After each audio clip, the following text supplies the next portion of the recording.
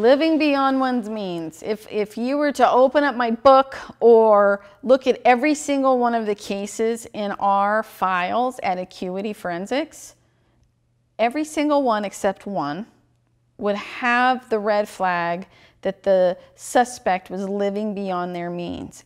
Everybody kind of knows. You know, they kind of know what the coworker makes, or even maybe what the spouse does as a living. And when their lifestyle doesn't make sense, or I guess what I should say is, even though it doesn't make sense, nobody ever seems to identify that as a huge red flag of fraud.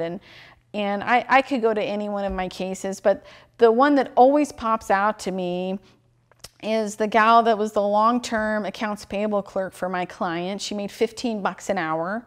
When I asked the employees, well, what does her husband do? He makes $15 an hour. They have 2 teenage boys at home. Listen, I have 2 teenage boys at home. They eat you out of house and home, you know. It's expensive to live. And here's what I knew. All the ladies at the place of employment were saying, this woman never wore the same outfit twice, and her purse always matched her shoes, and she would drive 2 hours to 2 hours to Seattle to get her hair done. The guys all knew about the hot Audi she was driving, a brand new $65,000 car.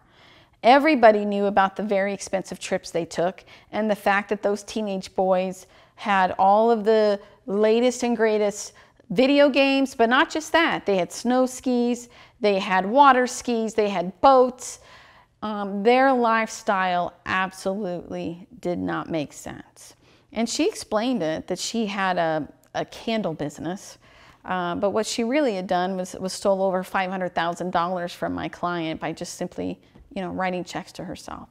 So that lifestyle, again, in all of our files, we could see that when that person is living beyond their means, when there's that gut feeling of what we know that family makes, and it doesn't match their lifestyle, it should absolutely be seen as a red flag of potential fraud and be looked at.